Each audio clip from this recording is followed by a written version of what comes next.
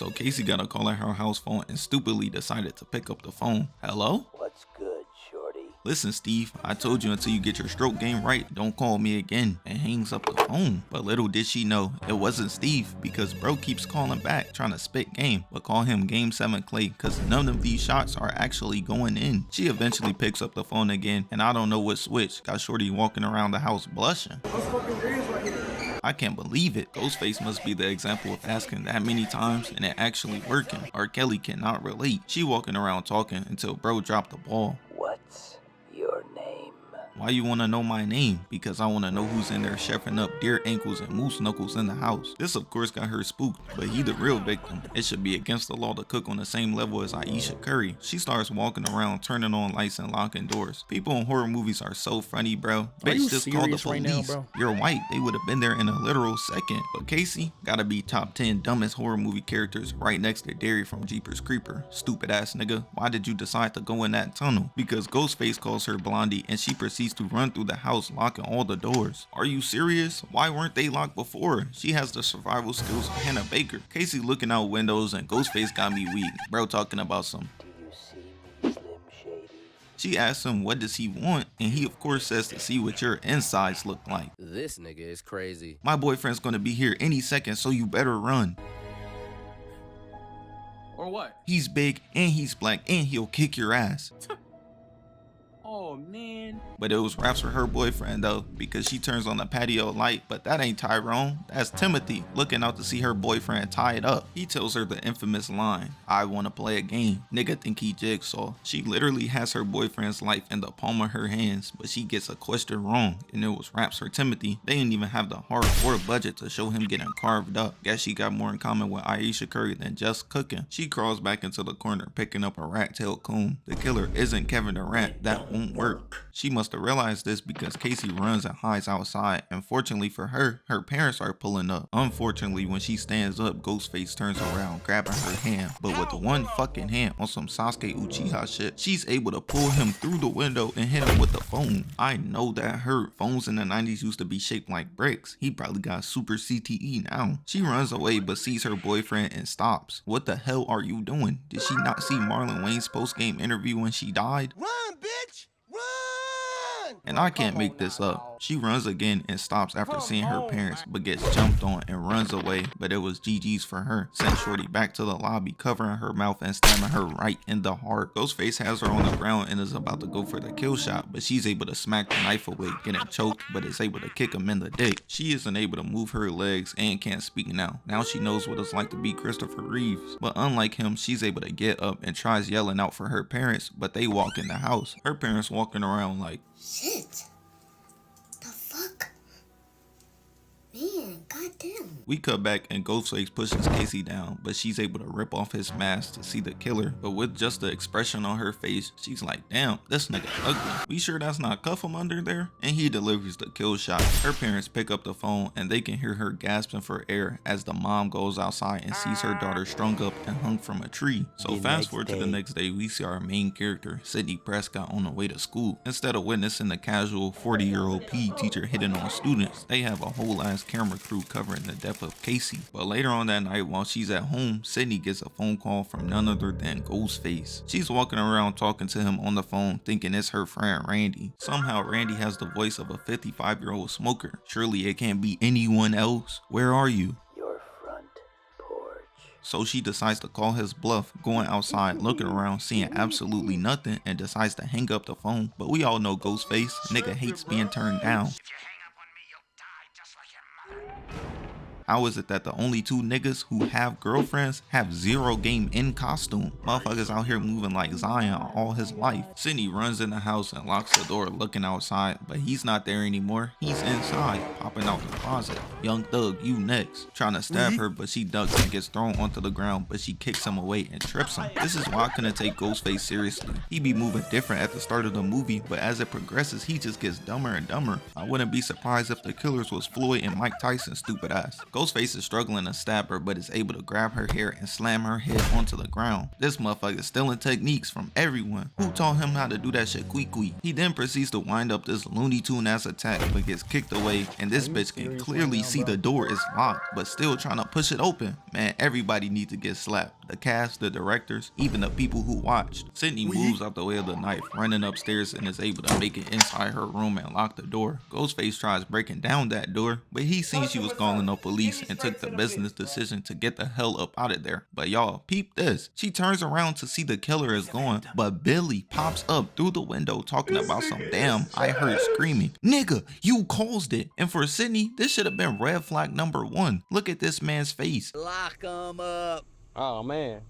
Lock 'em up. And he stupidly drops the voice changer, and that's when she realized that he's the killer, running away downstairs, but sees Ghostface mask at the front door, but it's just Dewey spat ass. After that whole sequence, Billy gets locked up and is screaming for Sydney's name. Don't let the booty collector find you in there, he gonna be screaming something else later on tonight. Billy is eventually able to get out of jail. This nigga must have Better Call Saul on the payroll, or whoever David Lawyers is. And if y'all don't know her, this is Gale Weathers. She's basically this universe's Skip Bayless, except worse. Hey Sydney, care to make a statement about how you falsely imprisoned your boyfriend? Like mother, like daughter, huh? How's your jaw feel? My jaw. And hits her ass with a mean right hook. We fast forward to Sydney and Billy back at school. Keep in mind, she just got attacked and it's the anniversary of her mother's death. And this man trying to hit. My nigga, time and place. He literally got hoes running from him in and out of costume. But while Sydney in the bathroom fighting demons on the toilet, she actually gotta fight a demon. Ghostface drops off the toilet seat, and not only is this nigga a murderer, but he a creep too. Ghostface finna turn into Avatar Aang the way he's stealing everyone's swag. He copied my whole fucking flow. That's kissed me through the phone. He copied my whole fucking flow. Ghostface pops out the stall, but she's able to fucking baseball slide her way out the way of the grab and runs away. And so for context, after the kids get out of school, I know Michael Jackson was a block over at the elementary school waiting. If he was, he would have seen these dumbasses planning a party directly after the killings. Yep, it's undeniable. That's some white people shit right there. I can't even sit up here in good faith and say whatever happens next isn't fully deserved. Meanwhile, school is out. The principal of the school is inside cosplaying when he hears a knock at the door. He goes searching room to room. Nigga even getting scared of his own reflection. Yes, you are that ugly, little bro. Principal Hembry closes his office door, and there he goes.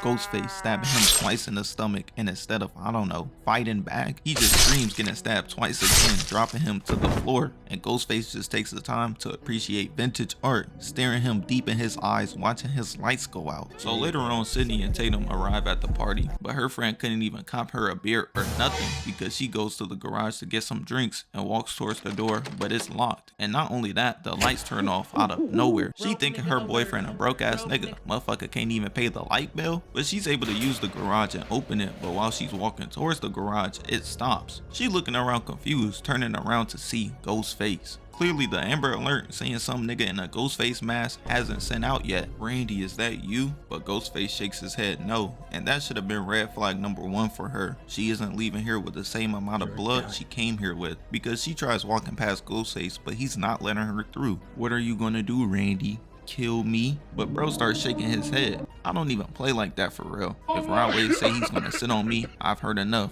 You gotta go. But she should have been scared as he grabs her arm, pulling out the knife and cuts her with it. She walking back like, yo, who the fuck is this nigga? And runs to the fridge, slapping him in the face with the freezer door, and opens the garage door. And clearly Shorty must have been a demon at those arcade games back in the day, beaming him twice with the bottles of beer. And in the most Looney Tune way possible, he runs in getting tripped over, and this bitch decides to crawl through the doggy door. You see that? That's a stupid bitch.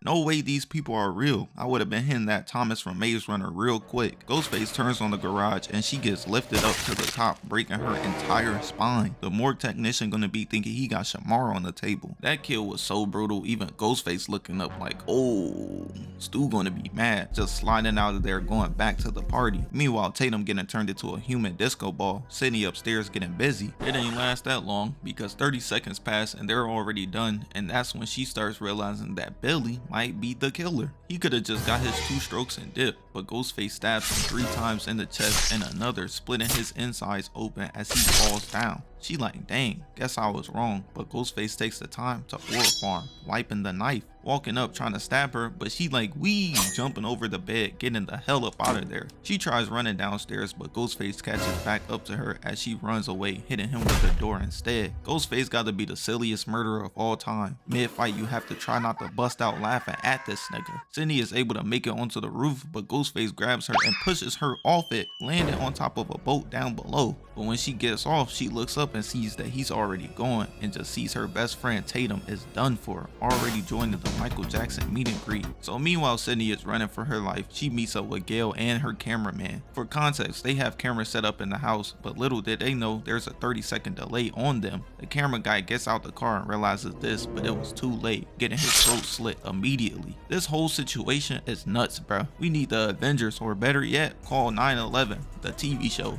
They used to dealing with shit like this. Sydney is able to close the door, but not before getting stabbed in the chest and crawling through the back of the van and running back to the house. With all these stupid ass characters, no wonder Ghostface looking at them like, fried catfish, yams, collard greens, mac and cheese, cornbread. Dewey opens the door, but before they can run in for a hug, she sees the knife in his back and he falls to the ground. This nigga is the worst cop of all time, second to Frank Hawkins from Halloween Kills. Ghostface runs after her, but she's able to make it inside the car and lock the doors and roll up the windows. But Ghostface has the keys to the fucking car, disappearing, but while she's making sure all the doors are locked, we see in the background that the trunk is opening. Sydney tries using the dispatch radio to call the police, but Ghostface pops up, trying to strangle her, but gets kicked twice as she crawls out the car, running back inside the house. But before she could even make it in there, Randy and Stu pop out of nowhere. He's the killer, Sid. No, Sydney, he's the killer. Sydney, you remember that night we had? You told me I was special. Yeah, special ed, and slams the door on both of them. It's worth mentioning that somehow Billy is still alive, falling down the stairs and convinced her to give him the gun. You're a dummy, bitch. And opens the door to the outside, and it's Randy that walks in. Stu tripping, he done going mad. We all go a little mad sometimes. Upping the gun on him. Randy already knew what the deal was. I'm in danger. Getting shot and flying across the room. What type of fucking gun is that? Got that Megatron plasma cannon. She realizes that of course Billy's the killer and tries running away, but runs into Stu. This is his crib. Surely he not allowing all this to go on. Surprise, Sydney. What the fuck, y'all? God damn! God damn! But we all seen the Scream movies. The killers always gotta have a motive. So let me break this down for y'all. So back in the day, Sydney's mother was a slut and she had an affair with Billy's dad, which led to his parents getting a divorce and Billy's mother basically disowning him. They killed Sydney's mother and framed Wolverine's brother for the murder. But Stu, bro, just did this shit for the love of the game. Or he gay. Ain't no reason you should be pressed up against a nigga like this. Meat all up on his leg and shit. Billy and Stu done planned this all out to a T, deciding to frame Sydney's father at the end of it, stabbing each other to create the perfect frame job. But just as they're about to kill Sydney, Stu sees that the gun is gone, and it's none other than Gale Weathers that has it. But man, I could tell by the way that she was shaking like a stripper. She wasn't gonna blow that bitch. Billy grabs the gun, kicking her, and she falls on top of Drew. The whole entire time she had the safety on. What you upping that shit for if you don't even know how to use it? But this whole plan for the ghost faces has gone to shit, because Sydney and her pops disappears, and now the two Ghostface killers are now the prey. The Ghostface killer starts searching around the house, coming across the closet, but Sydney pops out, stabbing Billy in the chest with the umbrella, and again in the heart this time. Billy is out like a girl late night with Bill Cosby, but Stu comes out of nowhere, running in and tackling Sydney, but gets flipped like a pancake. Stu said, I woke up Chris Breezy. Hitting her with the left and she runs away, but he catches back up, tackling her into the living room, holding her down. But these Jeffrey Epstein ways of fighting wasn't gonna work, biting Stu and hitting him over the head with the face, knocking him out. But she said, I think we ain't done yet. You love movies so much, watch this. Throwing a big ass TV on top of him, got him tweaking the hell out, and he's dead. But man, these characters are dumb as hell, because Sydney starts celebrating way too early, taking a seat next to Billy. And come to find out, Randy is alive. Too bad for the both of them, Billy is too. Punching Randy and grabs Sid, holding her down, but she peeps his knife wound, sticking her finger in there, and as he's just about to kill her, Gale shoots him. They said ain't no more celebrating early this time, standing over Billy, and bro tries to jump scare them for some reason, but gets shot in the head, and that's wraps for both ghost faces. What's good, y'all? I just wanted to pop up here and tell y'all to let me know which Scream movie y'all want to see next. Whoever comment gets the most likes, that's the one we'll probably do. But with all that being said, make sure y'all hype the video and sub up. We only 9K away from 200K. But with all that yapping done, love you guys and see y'all next time. Peace.